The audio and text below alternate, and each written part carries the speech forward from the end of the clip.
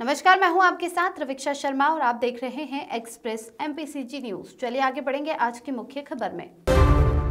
MCB जिला के भरतपुर जनकपुर के राम वन गमन में जहां भगवान राम ने केवाई नदी को पार करके हरचौका आकर ठहरे थे, उसी हरचौका में रेत उत्खनन का मामला एक बार फिर नया मोड़ लेता दिख रहा है। इस मामले में जहां प्रशासन चैन की नींद लेने की फिराक में है, तो वहीं पूर्व विधायक गुलाब कमरो हरचौका पहुंचे और फिर से मामले में नई जान फूंक दी है। उन्होंने कहा कि आदिवासियों के साथ अन्याय हो रहा है। मैंने खुद जाकर देखा तो पोकलेन मशीन को छिपा दिया गया था। उत्खनन करने वाले एमपी की सीमा में मशीन छोड़कर भाग गए। वहीं वर्तमान विधायक पर भी तंज कसा। दीपक विश्वकर्मा की रिपोर्ट। भी दिन भर आप वहाँ थे, क्या लग रहा है प्रशासन सक्रिय नहीं है कि माइनिंग वाले सक्रिय नहीं है? क्या दिक्कत आ रही है? जो बड़ी बड़ी मशीनें थी आपके, आप सुनने में आ रहा है कि आप जैसे वहाँ पहुंचे तो भाग गए, क्या स्थिति क्या है पूरा बताइएगा।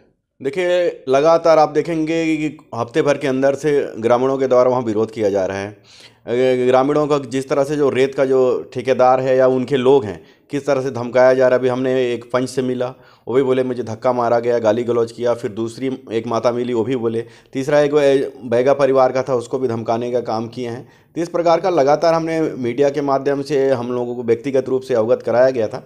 मैं रायपुर में था, रायपुर से कल ही जैसे ही आया हूँ। आज हमारा एक दिवसीय धरना हमारा जनकपुर में था। इसके बाद मैंने कहा कि अब हम नदी तक पहुँचेंगे, आखिर ग्रामीणों से जाके वहाँ बात करेंगे। बैगा परिवार से जाके मिला, जो हमारे पीड़ित थे, जिनको गाली गलौज किया गया था, अभद्र व्यवहार किया गया था, उनसे जाके मिले। फिर इसके बाद हमने कहा कि चल के वो देखते हैं नदी में कि पोकलेन कहाँ है, कहाँ से रेत निकाला जाता है। रेत का काफ़ी वहाँ पर भंडार था, पर हमने देखा कि वहाँ पर पोकलेन नहीं है। फिर हमने अपने लोगों से कहा कि देखो यहीं आसपास में होगा।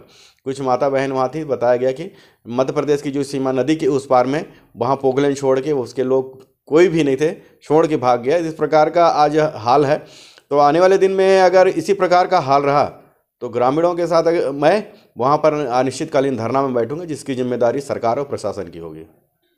एक ऑडियो वायरल हुआ है जिसको प्रशासनिक के द्वारा वायरल किया गया है। उस पर साफ तौर पे कोई ग्रामीण महिला पैसे का डिमांड कर रही है। इसे क्या मानते हैं, साजिश हो सकता है प्रशासन की या फिर हकीकत है? देखिए, आज कई प्रकार के लोग हैं इस भाजपा के शासनकाल में बदनाम करने के लिए गांव वालों किसी प्रकार की साजिश रखा जा सकता है। जैसे ग्राम सभा अगर पास होता है, हसदो अरण्य का जब बात आता है तो हसदो वहाँ पर फर्जी किस तरह से बाहर के लोगों को बुला के बाहर के लोगों को ग्राम सभा कराया जाता है।